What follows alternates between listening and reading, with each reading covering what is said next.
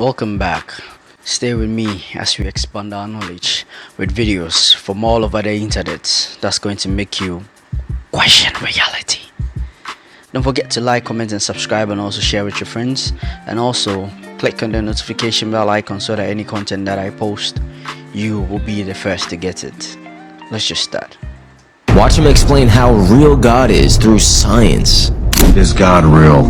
Yeah. What is some of the evidence that really stood out to you? I think one of the most powerful discoveries of modern ages, this only goes back, 50 to 100 years. People used to think that the universe was eternal. It always existed. But now we know from a series of scientific discoveries and philosophical arguments from the last century or so that the universe had a beginning in the past. At some point in the past, the universe began to exist. So what does that mean, that the universe had a beginning? Whatever begins to exist has a cause. We now know that the universe began to exist. Therefore, the universe has a cause behind it. What kind of a cause could bring a universe into existence? Well, it must be transcendent, which means apart from creation. It must be immaterial or spirit, because it existed before the physical world. It must be timeless or eternal, because it existed before physical time came into being. Must be powerful given the immensity of the creation event, must be smart given the incredible precision of the creation event, must be personal because they had to make the decision to create, must be caring because he so carefully crafted a habitat that we could exist in. That's a description of the God of the Bible.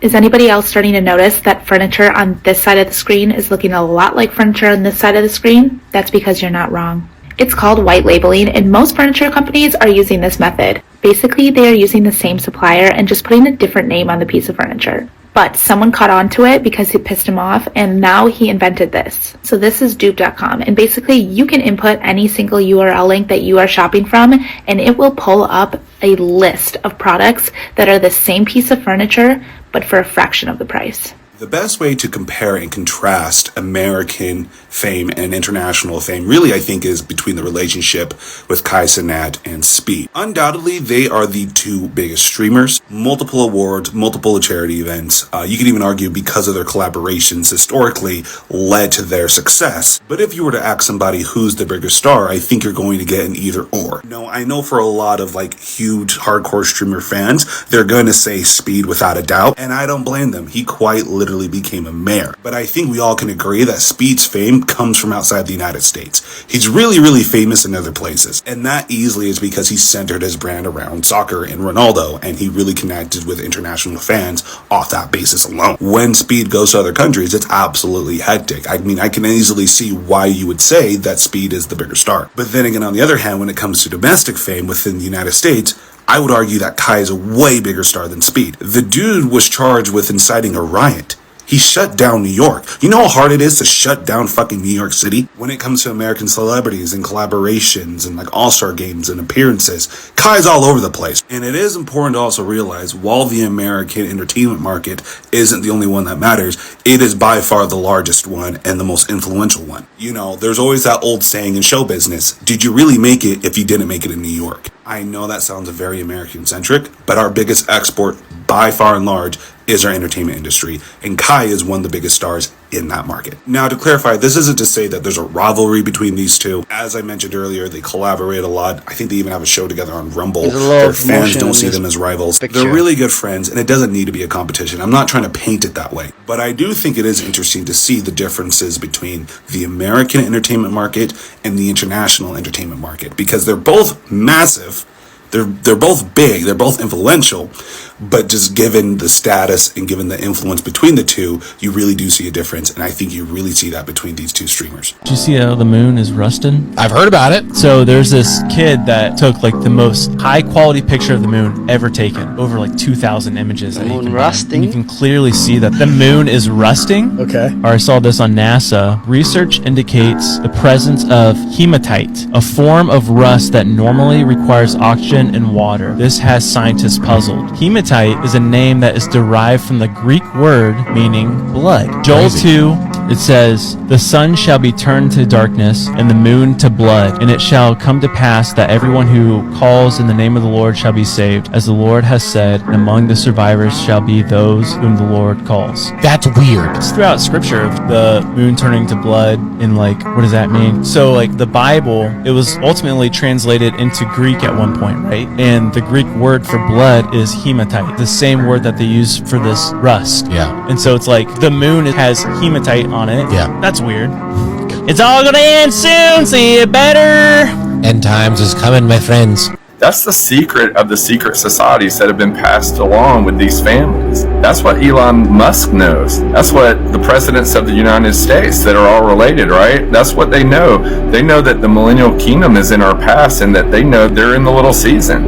And they're part of the cog in the wheel to get to their ultimate goals in the little season. Yeah, correct. I know that Doc Marquis once said he was a Christian who came out of the Illuminati. And he claimed that the reason why those people in those secret societies worshipped Lucifer, because they believed he was the only God that was here. And I was thinking, like, that's really, really messed up, but it's like crazy like a fox, right? They made a calculated decision to go with the one who's here. And it's not like the Holy Spirit's not here. It's not like that God isn't everywhere, but it is like that they're talking about a physical manifestation of this being who's here, who can give you all the things. So they have this knowledge of this being in him. So that's why they do what they do. Yeah, it's already out there. Wow, that's it's already nuts. on the grid. Yeah, now I just found out you can capture dreams. Crazy technologies coming out these days. Yeah. You can wake up and watch your dream now. Yes, you can. You can wake up, watch the dream. They have this new technology that replays it for you. I mean, it's sci-fi. Yeah, this world has gone to where the movies have done a great job in predicting reality, where the future of reality is going, including Star Trek, because I think 100% of this technology on Star Trek has almost come to pass. There's only a few things left that we need to invent to be, and they've even got teleportation now. Really? So we don't even have to worry about inventing that now. Who invented that? Some Russian scientists did it in Russia years ago. Wow. And also here in the United States. Now, they haven't teleported a human being yet, but they have been teleporting particles, and now they can teleport a series of molecules. So they're getting bigger and bigger. So they teleported, I believe it was molecules or particles from Earth to the ISS, the International Space Station. So they teleported particles from Earth to the International Space Station and back. So we can teleport now. So they're finding ways to even teleport through the internet now. So this is crazy. Now, what was the biggest thing holding us back from teleporting bigger objects like a human being, a more complex organism? Storage space. The data to know all the trillions of atoms in your body and the exact location and position they're in to put them back together and reassemble them. Because when you teleport, you die. Oh, wow. So teleportation, it pulls you apart atom by atom, and the original version of you no longer exists. It reassembles you. It's a reincarnation. So anything that's teleported from one end to the next, the original thing is gone. The second thing you see that appears is a facsimile. So data storage is the biggest thing. But now with the invention of biological/mechanical components going together, they've created a DNA hard drive. Microsoft has created a DNA hard drive. One drop of DNA can store 433 petabytes of data. Jeez. So a hard drive the size of this cell phone can store billions of years of information. Wow. Yeah. That's nuts. And so now the combination of these technologies together, utilizing DNA as a storage medium, which can store in volumes, and they can take ACs, T's, and G's, which is what DNA actually is, and they can even upload the data by converting those into zeros and ones and putting it up on a server. And they can take data from a server, convert the zeros and ones into ACs, T's, and G's, and download it onto DNA. So now we're talking about read, write on DNA, upload, and download, which is the future of storage information. So we'll be able to teleport complex things like a table, a person, into space or wherever we want to pretty soon. So hypothetically, if you wanted to just download information like books instead of reading them, would that be possible in the future? Oh, yeah. Schools are going to go bye-bye. In the future, there'll be no more schools. You're not sending your kid to school anymore. You will, because of the age of your child, they will get a certain amount of data downloaded into their brain, right into their cortex. So they'll put this crown on. This crown will transmit information directly into the brain. So a baby will get a certain amount of information. And then it has because it now has to process. Let me pause this for a while. With this, if there's any propaganda or any brainwashing, it will be so easy to turn, the next generation into something very great or something very scary. That's just my opinion. Let's get back to the video. That information, right? And then maybe a toddler will get a certain amount of information. It has to then understand and process that information. You don't want to give a toddler information about sex, right? So as they reach certain stages, there'll be certain levels that they get to with these crowns, which will download data directly into the brain, and schooling is going to be gone bye-bye. Everyone will know everything they need to know. Damn. Yeah. That's crazy. So we're going to be really advanced in the future. Yeah. There will be no more ignorant people. I can't even picture that. At least educationally ignorant. Yeah. Everybody know Big U and Nipsey had an argument, homie. Everybody know Big U was shaking Nipsey Hussle down, making him pay protection fee, sorta. Everybody know that's Big U and Whack 100 game over there, homie. To protection fee. Nipsey Hussle got smart and say, nigga, I don't want to pay you $20,000 a month no more, nigga. And Nipsey Hussle come up dead. He lost his protection. And the hood killed him. We all know this, homie. Just like everybody know the Nation of Islam killed Biggie. Just like everybody know who killed Tupac. I didn't know that. So come on, man. Everybody know the Rolling 60. Man, everybody know they killed that nigga, homie. And then they went and killed some innocent people from the nigga's family. You see what I'm saying? Man, fuck them niggas, homie. Man, Big U wasn't shit till Nipsey Hussle died. Let me just say that, homie. Wasn't nobody screaming Big U till he had to get the little homie out the way. It was nip, nip, nip. It wasn't you, Big U. And then Big U the nigga in the hood on the set. He the big homie on the set. Well, once Nipsey Hussle started rapping and he pull up with that Hollywood bitch Lauren London, Big U ain't shit in the hood when Nip come through the hood. The little homies ain't looking at Big U, they looking at Nip, cuz. When Nip pull up in that Rolls Royce and that platinum Jag, looking with all that chain on, Big U and them bummy. Who you think the little homies looking want to be like, homie? So now they had to get rid of that nigga. Yeah, Nip was getting bigger than the set, cuz. And don't nobody get bigger than the set is what I was told. So they killed that nigga. The official disappearing of the moon will happen in February. David Copperfield? Famous magician? Yeah. Magician. Yeah. Legend. Well, he's back on the scene. He says his next trick will be to make the moon disappear. Don't do that. So he was interviewed, and he says, yes, it's taken me 30 years to figure it out. And then he goes on to say, it's for the Save the Children Foundation, and his quote was, if one man can make the moon disappear from the sky, imagine what we can do to make hunger, poverty, and danger go away for children. It's like Zoolander versus the magician. If I can make the moon disappear, that's not going to help anything. He's been testing it for the past few months, and people have reported the moon disappearing. Uh-oh. I've seen multiple TikToks that are like, their Starfinder out, and they're like, and the moon's supposed to be right there, and there's no moon. And he's asked, if any one of you sees something strange in the sky, please report it to me, because I want to figure out if the tests are going too early. So everyone's going to be able to see it? Not even knowing this is happening. Yeah. People are like, where's the moon? We are literally in a Truman Show. They saying the Tesla logo is really a Klan hood. Elon Musk done dropped the Klan Caravan, the Hell Hybrid. A lot of logos actually do have hidden messages or hidden symbols in them, like the Baskin Robbins. You see the 31 signifying the 31 flavors, or the Mom and the Wendy's logo. Is there a market for extremely racist products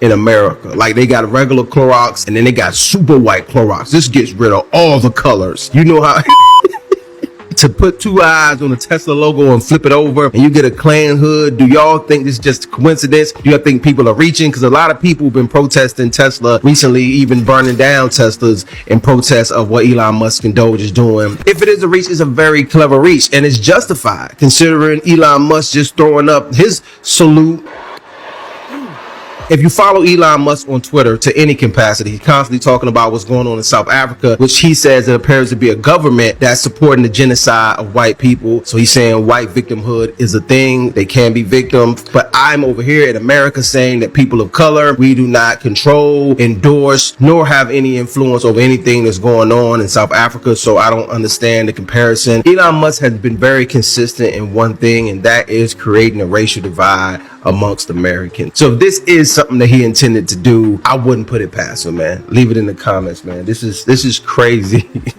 because it looked like that. Like, this is a weird sponsorship to have. Like, yo, the official car of the Grand Wizard.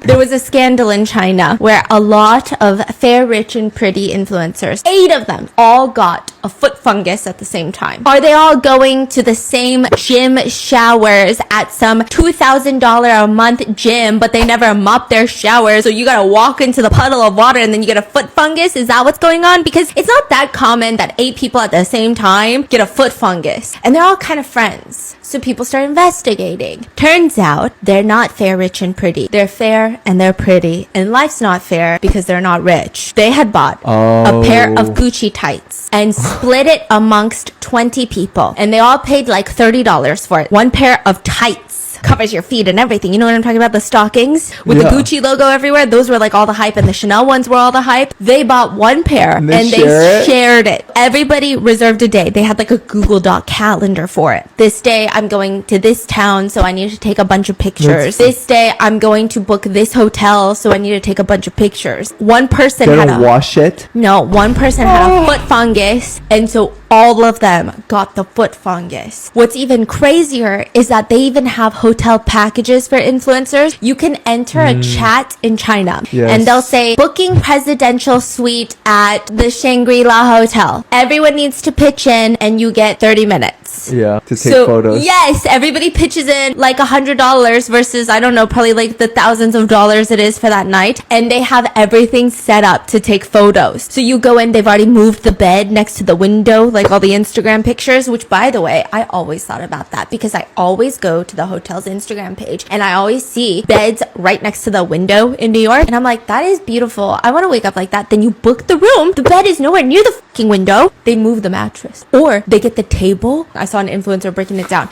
She said she moves the table, covers it in blankets to look like bedding. And then she just like leans up against the window whilst sitting on the table to make it look like she's just casually woke up like this next to the window. It's that influencer economy. It was crazy. If you see me posing in a hotel next to the window, no, you fucking did it. Okay, that was natural. When I was about 19, my dad said, 2 broke people that make bad decisions don't do nothing but argue and have sex.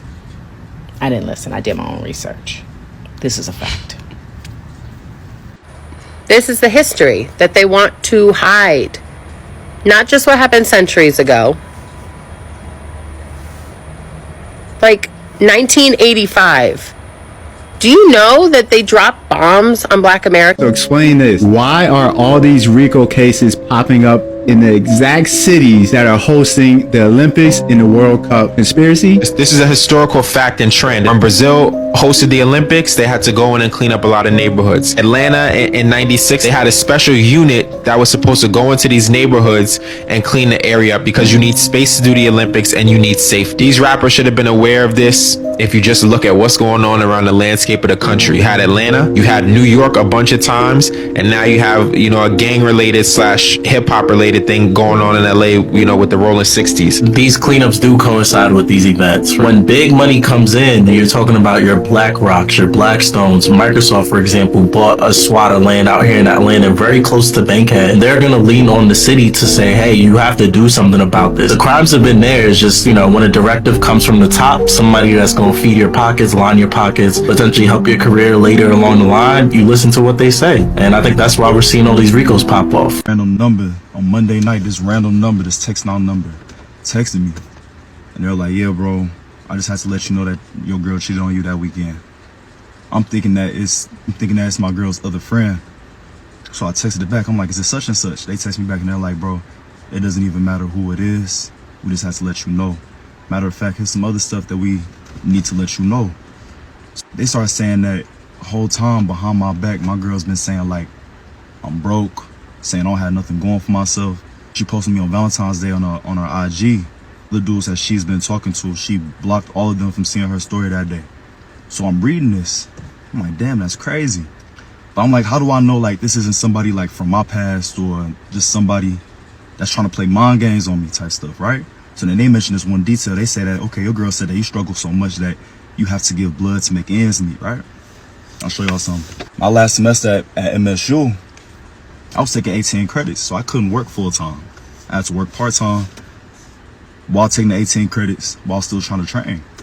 So hell yeah, I was giving plasma twice a week last semester. I was. I gotta pay my rent, I gotta put gas in my car, I gotta put gas in her car, I gotta send her money for food, I gotta send her money for her nails, I gotta get my hair cut. Everything costs. When they say that, the only person in my life who knew that I was giving plasma at one point in my life is my ex. So when they say that, I'm like, okay, damn, so she must really be out here just talking crazy about me, right? Cool. So that's Monday night. I don't even go to sleep. Tuesday morning hit. I drive to her house. It's 7:30 in the morning. I'm ringing her doorbell. She come to the door. She talking out the screen. What are you doing here? Pat, I got her an iPad for her birthday. I'm like, let me get my iPad back. She was like, okay, I'll give it back to you, but not right now. You need to leave. You can't be here right now. I'm like, I'm not leaving until you give me this iPad. Her dad walks up to the door. He looking through the screen. He's like, who's this? What's going on? I explained to him, I'm like, yo, like, I gave your daughter an iPad, and I'm just here to get it back. So her mom walks up to the door, too. Shut the door. Both of her parents walk out the door. My ex, she gets to calling her friend that went to ATL with her. She's FaceTiming her. She's showing that, like, I'm at the house type shit, right? So her friend pulls up. She starts pointing her finger in my face like, you have some nerve. You got some audacity being up here. All the times you betrayed her. All the times you lied to her. This, that, and the third. I put my hand in her face. I'm not even paying her no mind. Again, I go back to talking to my ex's dad. I'm like, listen, I'm just here to get the iPad back. Both of her parents are saying that, oh, well, since you got her the gift, she should keep the gift regardless of what y'all got going on. I'm like, look, either y'all can give me the iPad or y'all can give me $700, but I'm leaving here with something. Mind you, I'm showing him the receipt for the iPad. I'm showing him my ID. He sees my full name. He was like, say your name. I said my full name. He was like, what's your dad's name? I said my dad's full name. He was like, do you have an uncle that stays in Atlanta? I'm like, yeah, his name is Uncle such and such. His eyes widen. He's like, I knew your daddy and your uncle from back in the day. He starts asking me, do you know this person? Do you know that person? Do you know this person? I'm like, bro, I grew up with my mom. I spent most of my time in Chicago with my mom. I only spent a couple of years with my dad. I don't know who you're talking about right now. Can I get my iPad? He's like, okay, I understand. Him and his wife trying to invite me inside. I'm not going. My ex, she not going for that either. He was like, where's your dad at right now? I just look at him. My dad passed away 2019. He had a stroke. So he grabs my hand. He's like, I'm sorry that happened to you. Would you believe my ex? I've been with this girl over a year. In that very moment, she rolled her eyes and said, don't feel no sympathy for him. Your dad is asking me where my dad is. I say, my dad is not here no more. He's saying, I'm sorry for you. For you to roll your eyes and say, don't feel sympathy for him in this moment. Don't feel sympathy for me over an iPad. Because I pulled up to your house early in the morning to get my iPad back. Because you behind my back saying I'm broke, right? Okay, cool. Let me get my iPad back. Now it's, don't feel no sympathy for him. Who cares? Who cares that his dad is dead? To my face, I look at her.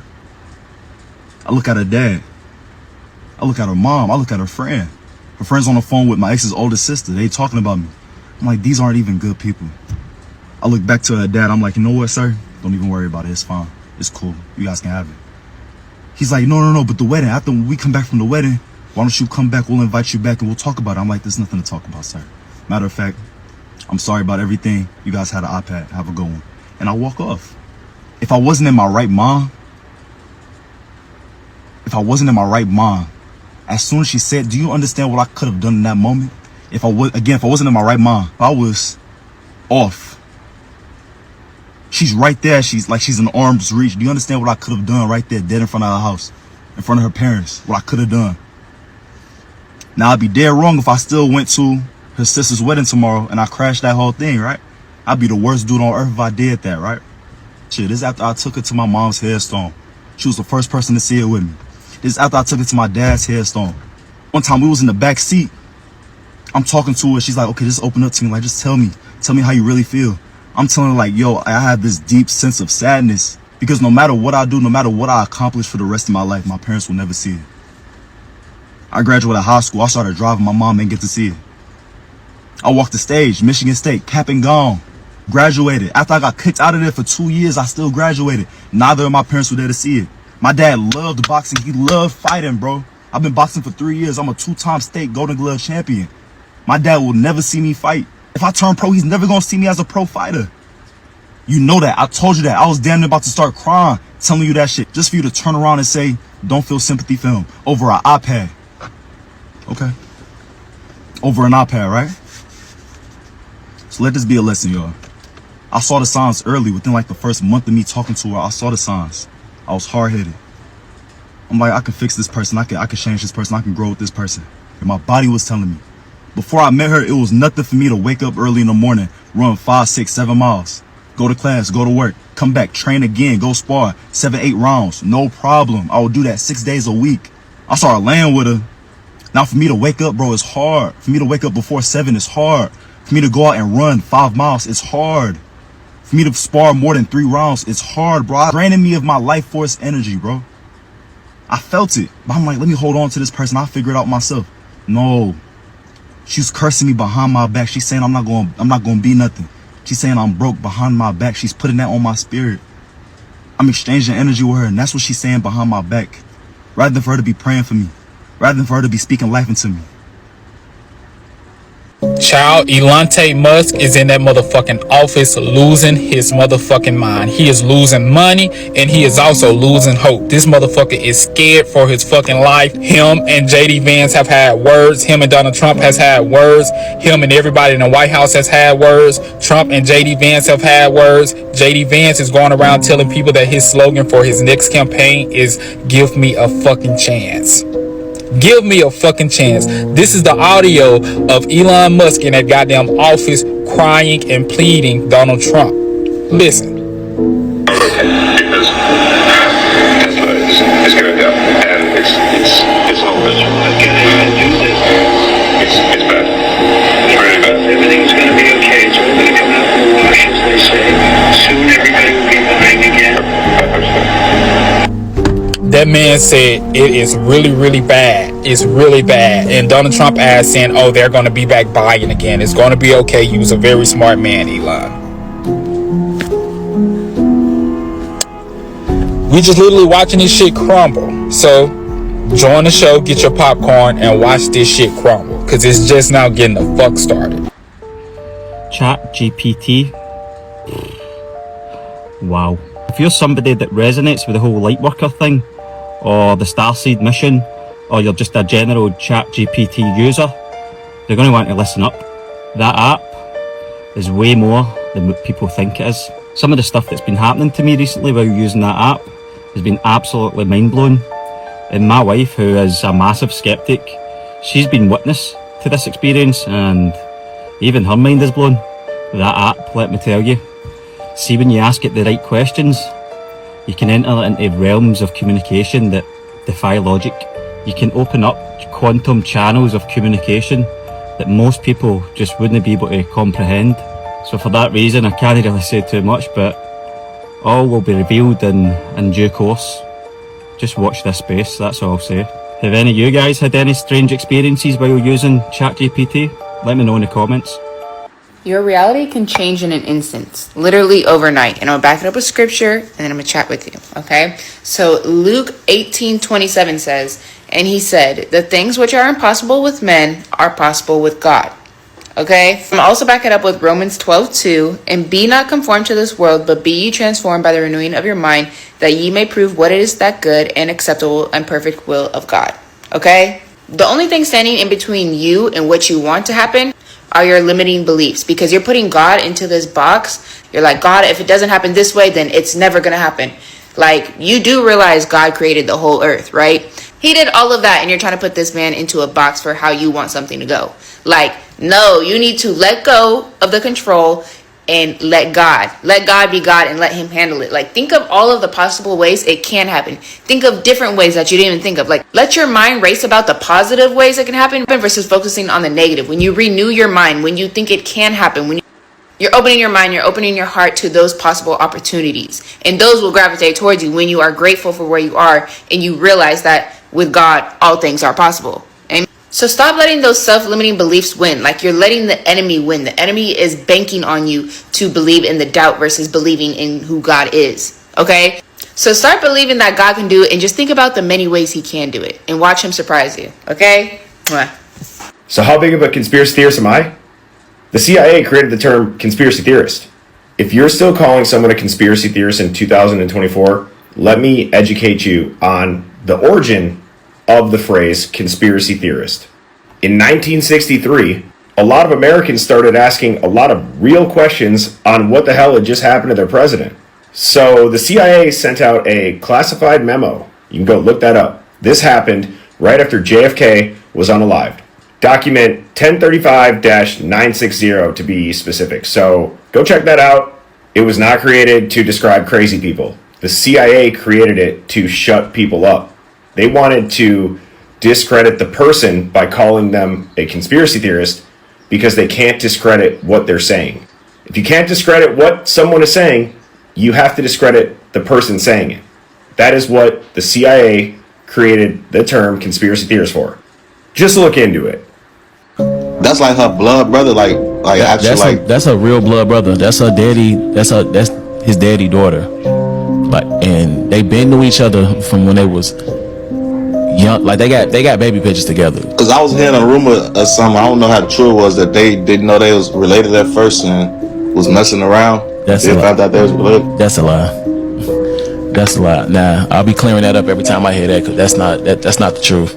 Now they daddy when they daddy got out of jail, he came out and he was getting all his kids. He got a lot of them. He was getting all his kids, taking them to like Six Flags and stuff. He had bought Vaughn like a little yellow moped and shit. I think it was for his birthday or something like that. But anyway, long story short, he used to take all his kids to like Six Flags, and they all got pictures together. But I guess growing up, they was never like close growing up.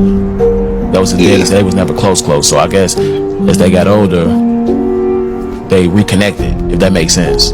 But that same Muhammad is mentioned in John 15 and John 16, and most Christians don't perceive it. What do you mean? He's mentioned by name in their scriptures. They can deny it all they want.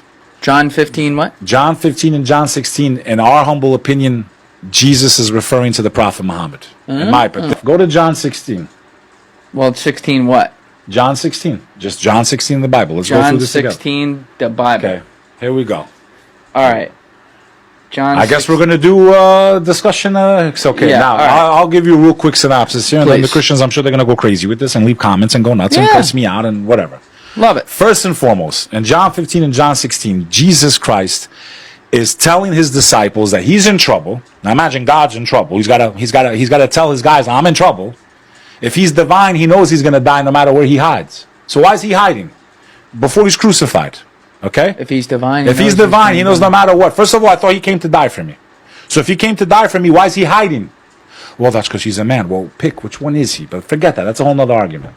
All this I have told you so that you will not fall away. So he's telling his disciples, like, listen, I'm in trouble. I'm out of here. Okay? All of this I have told you so you will not fall away. They will put you out of the synagogue. In fact, the time is coming when anyone who kills you will think they are offering a service to God. You, my followers, they're going to hunt you down. They're going to fucking destroy you. This is a fact. That's exactly what happened after his alleged crucifixion. They started rounding up the Christians, and I say Christian by people that followed Christ. They were massacring them, okay? They were throwing them in the Colosseum. The guy that wrote half the Bible was a Christian bounty hunter, okay? That's like if you're Jewish, the Germans are wiping out your people, and then all of a sudden it's like, hey, we're going to give you this book. That's who gave you half your New Testament? The guy that was hunting down Christians and massacring them? Really? And you think it was the... Saul? Saul, also known as Paul. Right. Now, He was massacring Christians? He was a Christian bounty hunter. Massacring the first followers of Christ. God's going to reward that, right? Come on. They will put you out of the synagogue. They will do such things because they have not known the Father. They don't know God or me, Christ is telling them. I have told you this so that when their time comes, you'll remember that I warned you about them. I did not tell you this from the beginning because I was with you. But now I am going to him who sent me, and none of you ask me, where are you going? Rather, you are filled with grief because I have said these things. But verily I tell you, it is for your good that I am going away, because unless I go away, the advocate will not come to you. The advocate. Who's Christ talking about? We're reading this in what language, Julian Dory? Well, right now, English. What language did Jesus Christ speak? Not English. He spoke Aramaic. Yeah. If I'm not mistaken, in Aramaic, the word that he uses for advocate is the word manahama, which translates to the word Ahmed, if I'm not mistaken, in the Arabic language. All right, let us know in the comments. Go ahead. But verily I tell you this for your good, that I am going away. Unless I go away, the advocate will not come. I will send him to you. When he comes, he will prove the world. Hang on, bro. That the advocate, right? He will prove the world about sin and righteousness and judgment, about sin, because people do not believe in me. Because I'm going to the Father where you can see me no longer. Verse number 12, very important. I have much more to say to you. Jesus is telling his workers, like, I'm out, mission fail, mission abort. I'm going back to the Father. He's not telling you he's going to die there. I'm going back to the Father. Muslims believe that God rose Jesus. He never got hung on the cross. How dangerous is TikTok? How many times have you thought about a topic and then you didn't even say anything about it? You didn't Google it. You didn't nothing. And then it just pops up in your feed the next day. Like, there's a lot of money and a lot of bright minds that are coming up with these methodologies. But I do know they got caught at some point with stealing your clipboard data. I know that they try to take as much demographic information as they can because these are social media platforms and people wonder, like, how do these companies make money? I'm not paying to be on there. Well, if you don't know what the product is, then you are the product. Whether you're a content creator or a consumer of content, they are using you to monetize their ad content they're getting paid for. A lot of people think they understand that concept, but these algorithms are way beyond my comprehension as well. Yeah, it makes you wonder if the algorithm's based on you or you are based on the algorithm. I think, yeah, that's a cool way to put it. Yeah. Do you think they're tracking our key logs? Like what you're typing into the app? Yeah. I would say it's a possibility. You could confirm that, though, by proxying the traffic. You're going to see all the traffic coming in and out of the phone.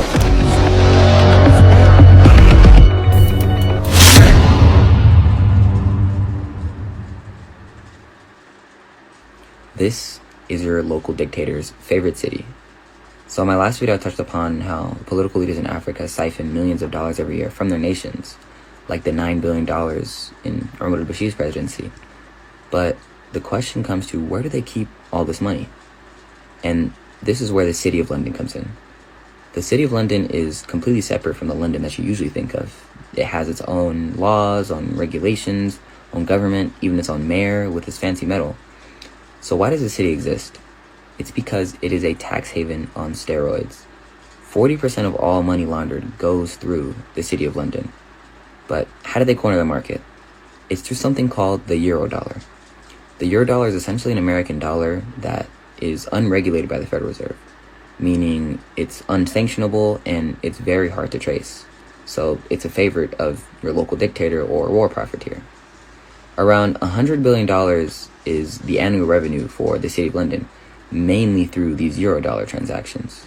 They really run the world when it comes to money laundering. So that nice watch or that really nice private jet that your local dictator just bought, it was probably through the City of London. Michael Jackson's first cousin, 12 times removed, is Queen Elizabeth I through his 12th great grandmother, Mary Boleyn, who was the sister to Queen Anne Boleyn, the wife of King Henry VIII. But if that shocked you, you better sit down because it's about to get real crazy. So Michael Jackson's second cousin, Thomas Jackson, made a huge discovery about the Jackson name. So before I revealed the new Jackson family discovery, I had to show y'all some of his newfound cousins. So first we have Hilary Duff. Michael and Hillary are 8 cousins through Colonel John West and Unity Crawshaw. Just so you guys know, the West family, they're the Earls of Delaware. That's where the state of Delaware gets its name. And this is the current Earl of Delaware, their distant cousin. These are cousins that Michael Jackson has through his 12th great grandmother, Mary Boleyn. They're her cousins, so that makes them his cousins. So we have Michael Strahan, Ray Fiennes, Bill Gates, Jordan Peele, John Cena. That one surprised me. The Princes, obviously. Of course, I'm not reading them all. And Cara Delevingne, Madonna's ex-husband, Guy Ritchie, which is interesting because Michael Jackson also dated Madonna. And then you have the Bushes, Judy Garland, Tom Hanks, FDR, Juliette Lowe, Marilyn Monroe, and of course, you know Anderson Cooper is there. Benedict Cumberbatch, JP Morgan. Now, I want to tell you something about Marjorie Post real quick. Marjorie Post is Glenn Close's step-grandmother. Edward Close, that's Glenn Close's grandfather. Marjorie Post, her step-grandmother, and then her biological grandmother, Elizabeth. Maybe you know Post cereal, but you definitely know this. Mar-a-Lago. Yes, Marjorie Post built it. Edward Norton, Post Malone, Walt Disney, Jimmy Carter, Treat Williams, Angela Davis. Before I get to the big reveal, I want to talk about some of Michael Jackson's indirect connections. So his good friend, Brooke Shields, is a descendant of Italian royalty.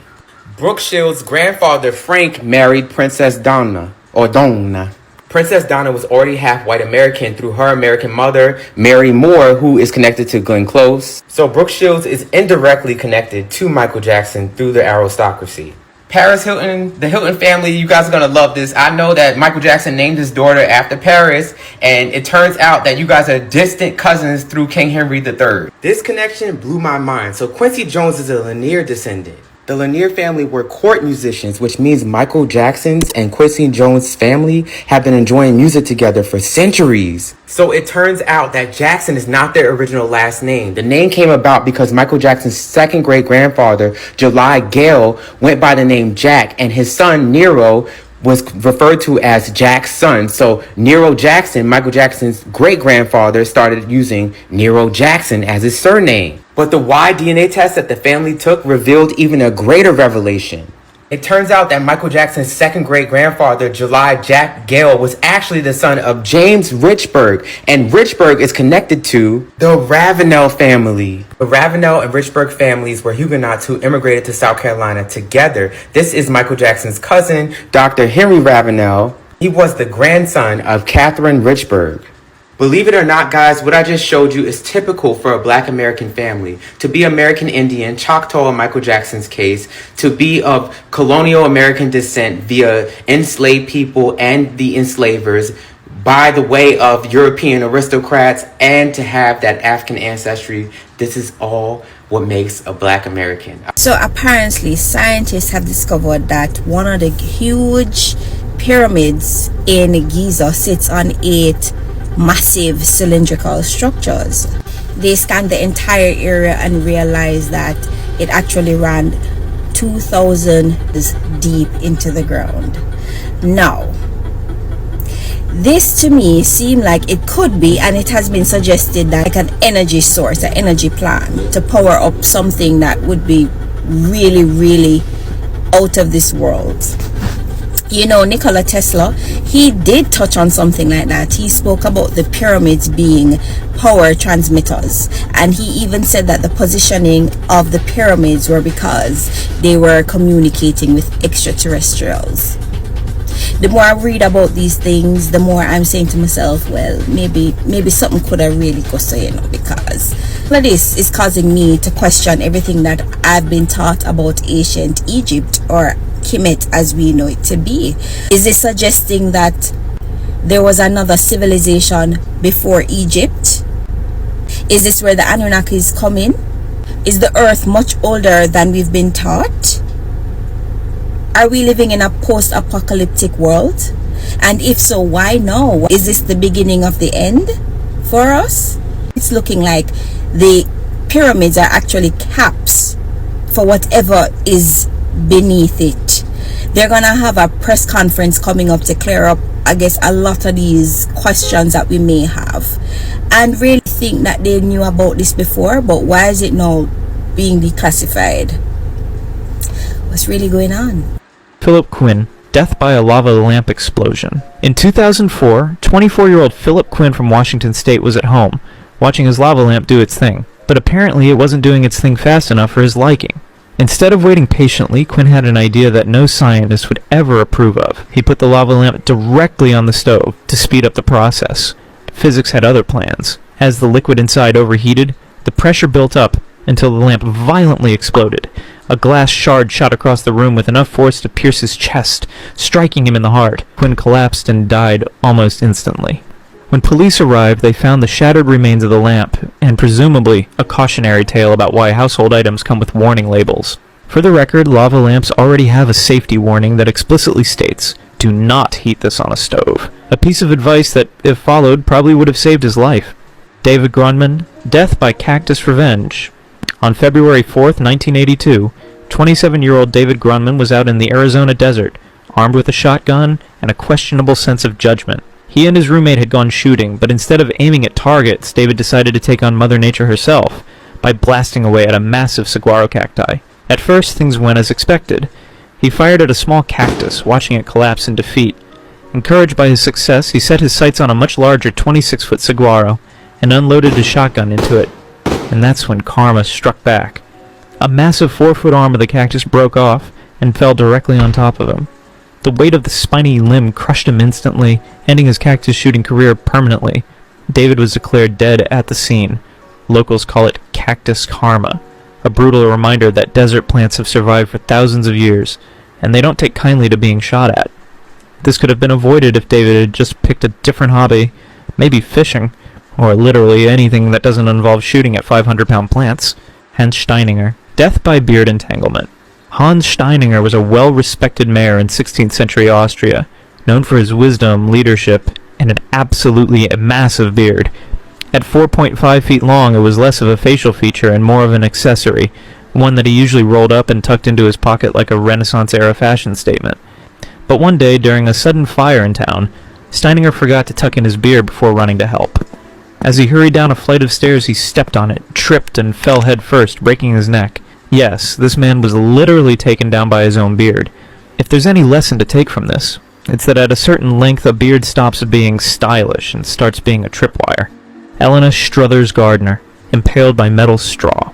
Reusable straws are supposed to save the environment, but this one didn't even save a single person. In November 2019, in Broadstone, England, 60-year-old Lena Struthers Gardner, a retired jockey with mobility issues, was at home sipping from a mason jar with a built-in stainless steel straw. But as she walked through the kitchen, she suddenly lost her footing and fell. The metal straw, held firmly in place by the lid, did not budge. Instead, it impaled her left eye, driving straight into her brain. Her wife, Mandy, rushed in after hearing the sound of her collapse, only to find Lena making strange, gurgling noises. Emergency responders rushed her to the hospital, but the injury was too severe, and she passed away the next day. Doctors later noted that if the straw hadn't been held rigidly in place by the lid, it might have moved or bent upon impact. But because it was locked in, it turned into a miniature javelin waiting for an unfortunate victim. This tragedy sparked safety discussions around metal straws, because as it turns out, sharp, movable metal spikes near your face can in fact be dangerous. Who could have seen that coming? Jennifer Strange. Overdosing on water. On January 12, 2007, 28-year-old Jennifer Strange from Sacramento, California, set out to win a Nintendo Wii for her kids. The contest, called Hold Your Wii for a Wii, was simple. Drink as much water as possible without urinating. Contestants kept chugging water, with the last person standing winning the console. At first, Jennifer laughed along with the hosts, but as she kept drinking, she started to feel lightheaded and nauseous. Eventually, she left, telling coworkers she had a terrible headache and was going home. A few hours later, she was found dead in her bathroom. By drinking too much water too quickly, Jennifer had diluted the sodium in her blood, causing her brain to swell dangerously. Essentially, her body drowned itself from the inside out, and she didn't even win the Wii. After her death, her family sued the radio station, which had ignored warnings from medical professionals about the risks of excessive water consumption. The case ended with a $16 million settlement, but tragically, no amount of money could undo such an unnecessary and preventable death. Water is great, just don't drink it like it's a competition. Jimmy Heselden. Death by Segway Cliff Dive. In 2010, British millionaire Jimmy Heselden, the owner of the Segway company, set out to test a new all-terrain version of his product on his private estate. With plenty of open land to explore, it seemed like the perfect place for a smooth ride, except for one poorly placed cliff. While navigating the terrain, Heselden somehow lost control near the edge, veered off the path, and tragically plunged 42 feet into a river below. Rescue teams arrived, but it was too late. The man who owned the Segway company had been defeated by the very thing he sold. This death could have been avoided by not testing a self-balancing scooter near the edge of a literal cliff, or maybe by installing guardrails or just walking. Dr. Jacqueline Katarik. Suffocation in chimney. In August 2010, Dr. Jacqueline Katarik, a 49-year-old physician from California, made a decision that can only be described as bold, ill-advised, and tragically final. She was in a turbulent relationship with a man named William Moody. One evening after an argument, Moody refused to see her, so she took matters into her own hands. First, she tried to break into his house with a shovel, which, unsurprisingly, didn't work. Then, instead of calling it a night and reconsidering her approach, she climbed onto the roof, removed the chimney cover, and decided to enter Santa style. Only one problem: chimneys aren't designed for human travel. She slid in feet first, expecting to land safely inside, but she got stuck. badly. When she didn't show up for work the next day, colleagues reported her missing. 3 days later, a house sitter noticed a strange smell coming from the fireplace. Firefighters spent 5 hours breaking apart the chimney to reach her. She had been trapped just 2 feet above the opening. The autopsy revealed that she had suffocated due to the extreme pressure on her chest, which made it impossible for her lungs to expand. Moody later expressed deep sadness over the tragic accident, calling it a horrendously bad decision that cost her life. This entire situation could have been avoided by simply walking away, or at the very least, choosing a break-in method that didn't involve entering a narrow stone tunnel. Vladimir Lakonos. Death by exploding chewing gum. In December 2009, 25-year-old Vladimir Lakonos, a chemistry student from Ukraine, was doing what a lot of students do, chewing gum while studying. But unlike most people, he had a habit of dipping his gum in citric acid to make it extra sour. On this particular day, Vladimir grabbed a small white powder from his desk, dipped his gum, popped it in his mouth, and started chewing. Only it wasn't citric acid. It was a highly explosive chemical compound he had been working with in his lab. Within seconds, the gum detonated inside his mouth. The blast was so powerful that it blew off his jaw and lower face, killing him instantly. His parents, hearing the explosion, rushed in, only to find an unspeakable scene. When police investigated, they found 2 identical containers, one with citric acid, the other with a volatile explosive powder. In a tragic mix-up, he had grabbed the wrong one. This accident could have been avoided by labeling things properly. It also serves as an important lesson. If you're going to eat something, make sure it's actually food. As bizarre as these stories may be, it's important to remember that these were real people, with real lives. This video isn't about making fun of them. It's a reminder of how even the smallest decisions can have deadly consequences. So let's respect the dead, learn from their mistakes, and maybe, just maybe, think twice before making any life choices that could end up in a video like this. China has completely destroyed my Western superiority complex, and I'm so thankful to this country for doing that. I didn't even realize I had this complex before I came here, but I guess subconsciously I thought the West was in some way better than China in terms of technology, education, in terms of the people and how they are civilized within a society, and I was just wrong on all accounts. China is so much further ahead in terms of technology. The kids here in education are just outclassing the Western kids in every way, and you guys are far more civilized than we are in the West, and it's because you've learned from a 5,000-year history and you haven't abandoned your roots. You know, you've stuck with the tried and tested traditions. It's really something to be admired. And I'll say it again, guys, I'm so thankful to China for teaching me this lesson, and I hope I can pass it on to my children. And I also hope that other foreigners who come to China will also experience what I have and open their minds.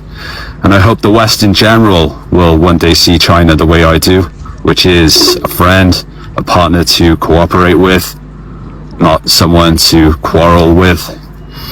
And yeah, guys, wherever you are today, I hope you're having a fantastic day, and you take care, okay? We've come to the end of the video. Don't forget to like, comment and subscribe, and also share with your friends, and also click on the notification bell icon so that any video that I post, you will be the first to get it. I hope you enjoyed this. Adios amigos, and I'll catch you guys in my next video. Bye.